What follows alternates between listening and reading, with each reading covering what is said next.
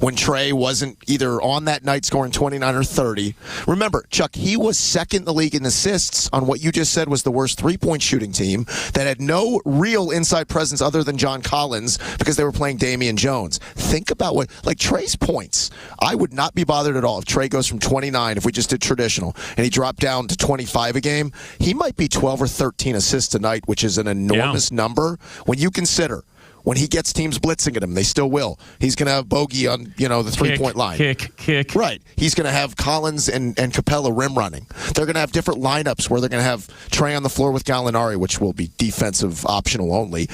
But Cam, who can slash to the bucket, and Herter, who can step out and hit a three. There are just so many right answers for the team. They're still not going to be good defensively, but Chuck, I'm going to tell you they don't need to be. They're going to be a top 5 or 6 offensive team in the league when it comes to putting points up, the three-point shooting improving. They're going to be as fun to watch as anybody. That 20 is too low for me. And you know what? I'm going to say, Matt, they can have a defensive package. And you don't really have packages in the NBA, but almost like, I don't want to say a second line, but they can put a defensive lineup out there, whether it's Cam. Chris Dunn, he ain't going to play a whole lot of minutes, but he's a really, really good defensive player in the backcourt. And then if Capella is what he's supposed to be, which is an improvement. I mean, we're not talking about Ben Wallace back in the day. He's good, though. But he's good. He's a big improvement. I like John Collins and his potential, and he got better, specifically rebounding. But I think that you can have a defensive profile depending on the 5 you send out there at times. I would agree with you at the end of games specifically. Yeah. If you're 6 minutes left with an 8-point lead or whatever the number might be. Get us to the 4-minute mark here, guys. Go play some defense. Everybody, and I haven't watched Chris Dunn that closely, but everything I read from NBA folks is you're talking top 5 defensive player in the league, that kind of presence and what he brings. Capella's not great, but he's taking over for Damian Jones. I mean, that gives you an idea of how improved the defense could be with him. And then Cam, DeAndre wasn't as good as advertised last year defensively. Hopefully that will improve because he was a rookie and rookies struggle. I agree with you. They have so many mix and matches that it's going to be tricky for Lloyd, especially early with the lack of training camp and preseason games to develop chemistry. So it might take a minute.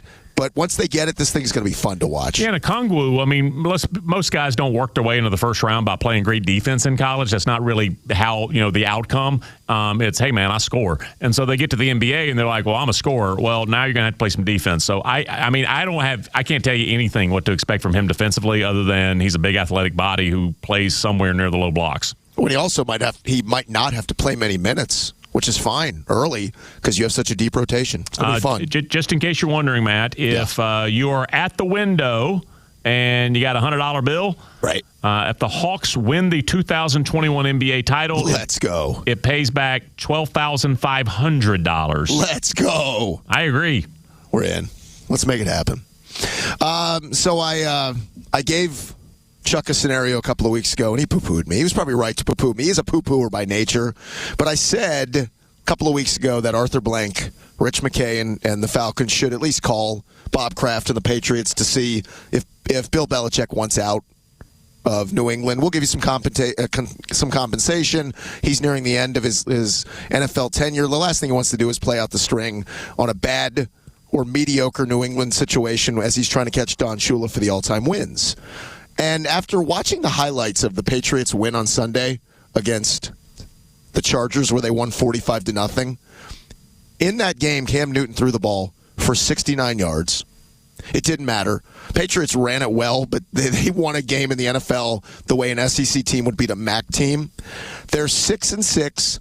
They have a mediocre quarterback, no skill position players, and one of the worst pass rushes in the league. But that mother bleeper can coach better than anybody who's ever done it in this game. The fact that he's got that team at 6-6, Chuck, you can argue this is as good as any coaching job he's ever done, including 16-0 and winning 13 and champ. What he's doing with this putrid roster shows you how good that guy is at game planning, getting the most out of his roster, and I mean this sincerely. If he was here coaching this team right now, they would be sitting here at 8-4 or 9-3. That's how good he is, and he's showing that again in New England. I looked at their numbers this morning.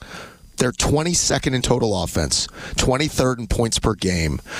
I don't know how they're 12th in defense. Chuck, name 4 defensive starters for the Patriots. Go. Stephon Gilmore.